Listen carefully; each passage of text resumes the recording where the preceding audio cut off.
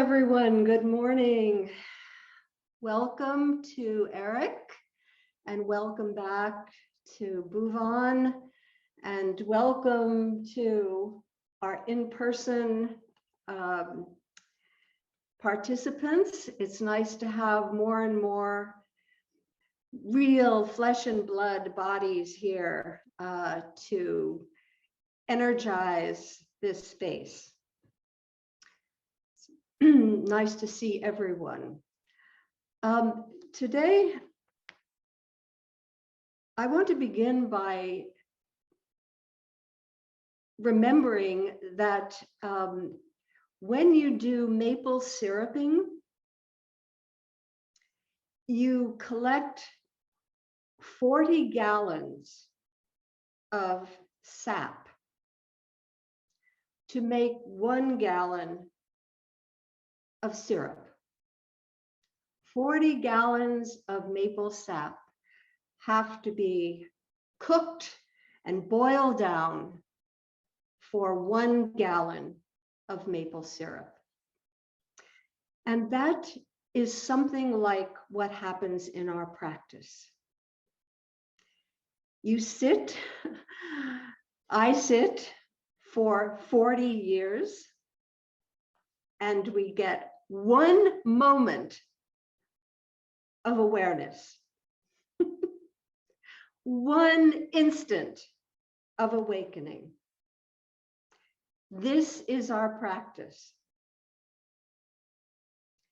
It may seem overwhelming and much too difficult to sit and sit and sit and sit and be quiet and be still for that 1 precious moment of silent stillness when everything becomes clear. But that moment that we have practiced for all of that time to discover is the most precious moment that we can have in our lives. It is a moment of enlightenment, and it is incredible. But we have to practice and practice and practice in order to open up the possibility of that moment. Much like cooking and cooking that maple sap to get that precious gallon of syrup. So last week, Angyo gave a wonderful talk on the root of anger. And I've found lately that it's important for me not to allow these experiences, these talks, the things that people have brought up to simply disappear without spending a moment, stopping for a moment and investigating what was said.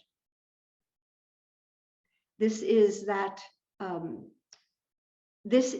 moment of stopping and, oh, let's look a little more deeply into this topic of anger. And so I spent some time allowing these thoughts and responses to Angyo's talk to evolve in me, and began to actually follow, you might say, follow the root of anger that Angyo introduced, to follow it myself and see where it led. And one of the things that I discovered, and I think the topic of this talk today reflects that, is that anger is mixed. It's a mixed feeling. It's a mixed state of being. Anger itself, the word anger, is just a concept. You can look it up in the dictionary. And as a concept, it's pure. It just has basically one meaning.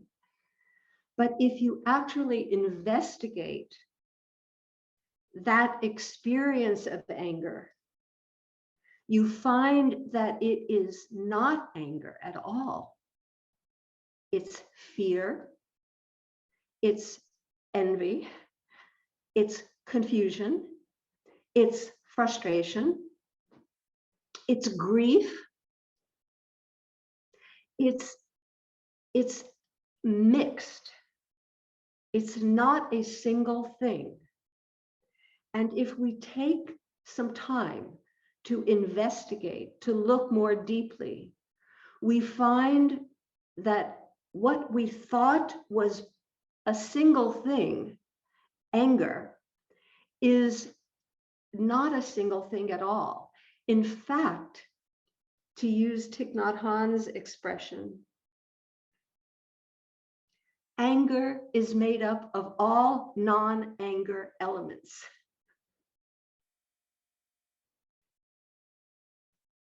And I recall, I know Shulong isn't here today, but I keep remembering her comment when she was talking about a fight that she had with her boyfriend and saying that she was angry and not angry at the same time.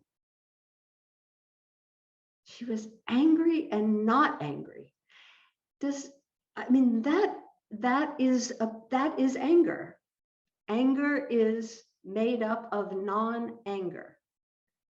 So if we take the moment to genuinely experience anything really, but in this case, anger, we discover that we're angry, but in that tiny little space of awareness, we're not angry. We're really not. That anger actually has, whatever we call it, that mixed experience, has actually disappeared and was not anger even in the first place. But it takes that kind of pressing the pause button, even for a nanosecond. I'm angry, but I'm not. And to allow ourselves to not be angry, to not be afraid, to not be anxious. Because that little second, that little space that we have created after 40 years of sitting, I'm really not what I thought I was. It's much more complicated than that. And actually, it's not that at all. So one of the things that happens when you've practiced coming to that moment of spaciousness, of not what you think you're experiencing. In the case of anger, you stop going to the next step of reactivity. The next step of reactivity in anger is blame.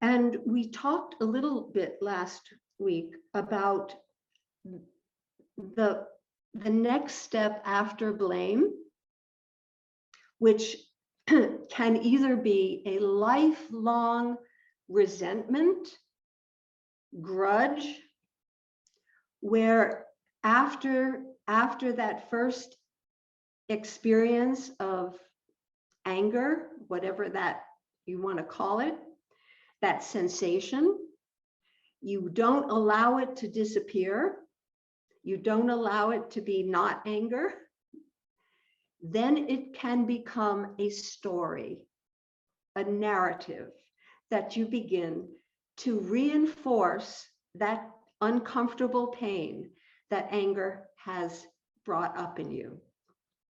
And so we repeat that same, we rehearse it, we project it, we develop the story that we keep repeating, and we suffer.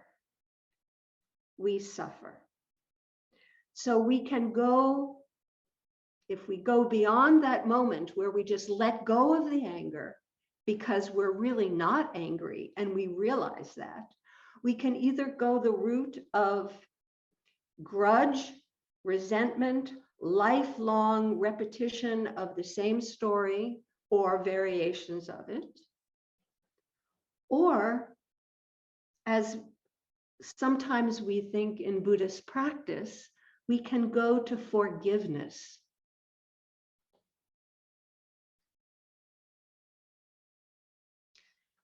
So I've spent a little bit of time considering this forgiveness.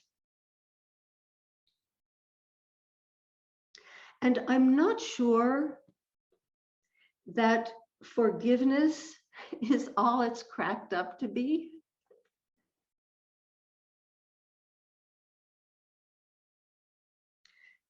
Because you listen to the act of forgiving and you say, I forgive you.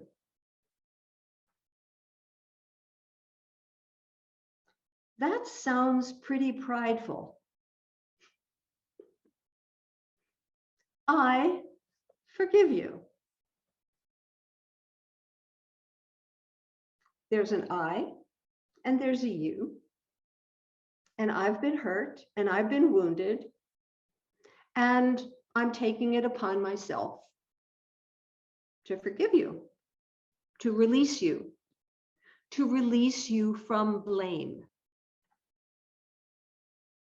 And we sometimes in our practice say we should, in order to deal with anger directed toward a person particularly,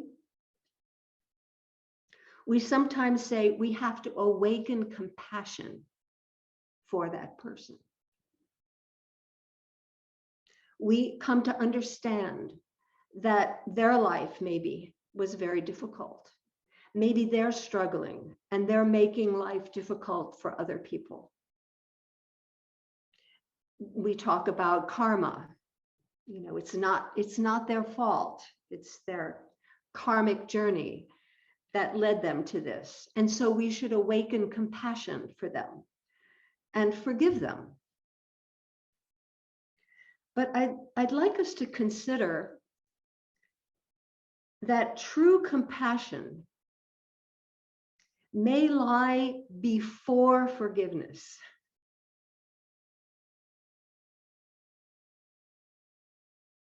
That true compassion may lie before forgiveness in the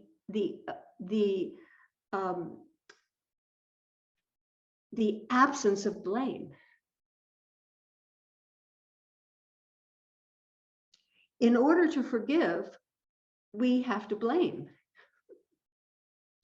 But what if we don't even blame? What if we refrain from blame?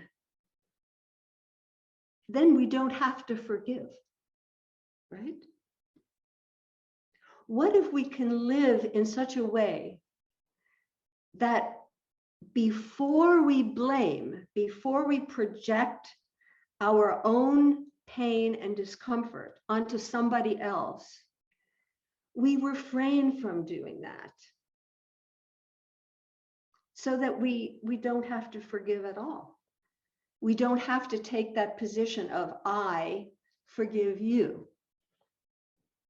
But I haven't blamed you in the first place. That's true compassion. True compassion may be something that the other person never, ever gets to experience. Never really gets to thank you for, you know, it's like, I forgive you. Oh, thank you so much. No, don't need to be thanked for compassion. So one needs to take a look at this act of forgiveness and what it really amounts to and how it's offered, and how perhaps if we take a moment to examine deeply that, for example, our practice is not when we get angry to calm down.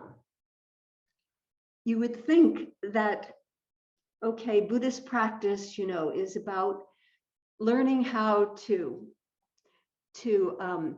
either eliminate anger or to repress it or to just get to a calm place. I don't think so. Our practice is not to get calm. Our practice is to find the root.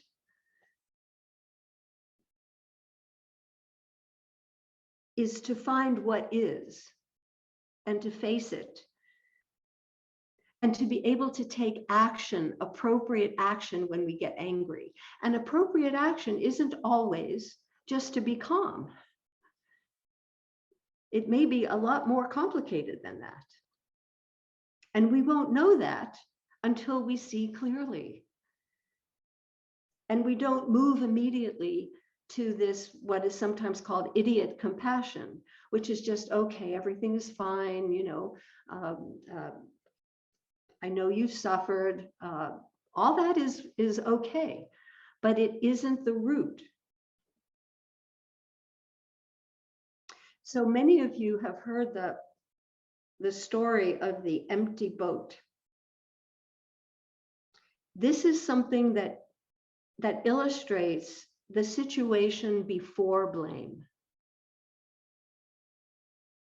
where someone is in a boat in a misty lake,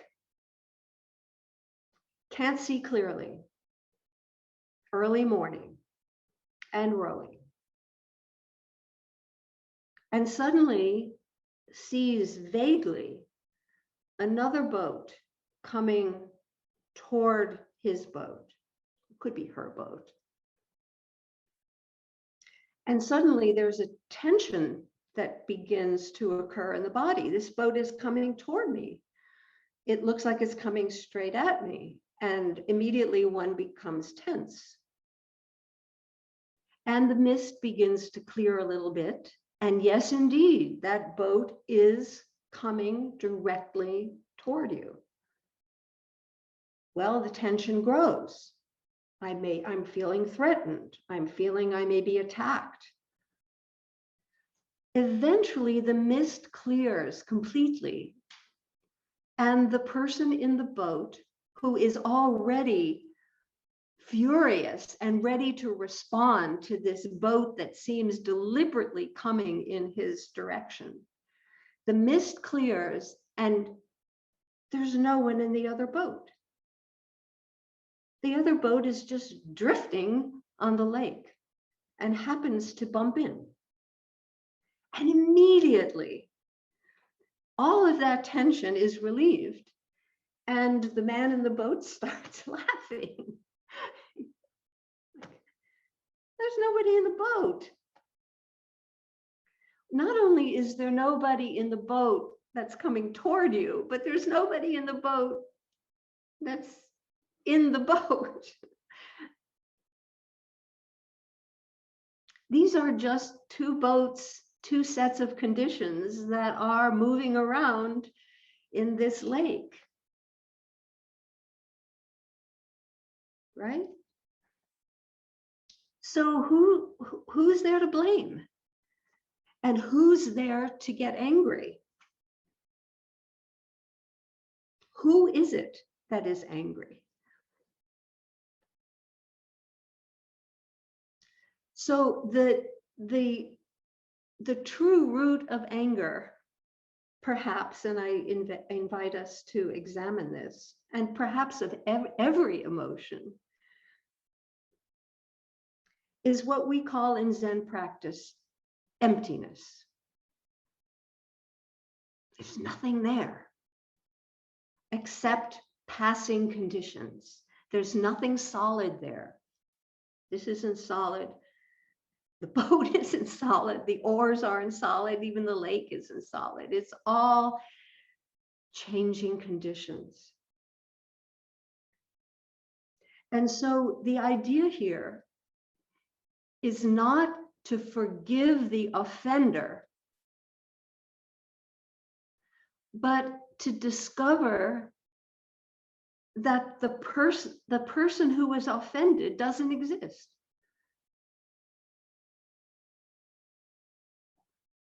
That's the deepest, most appropriate response to anger and to blame. Not necessarily compassion for this other person, but the discovery that this person doesn't really exist. There's no one here to offend.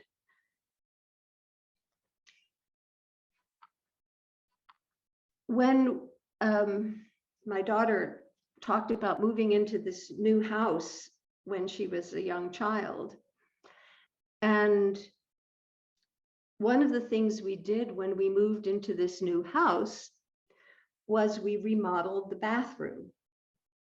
And we began tearing the wallpaper off the walls. It was horrible wallpaper. And behind the wallpaper, we had discovered someone had written, Joe Kulikowski was here.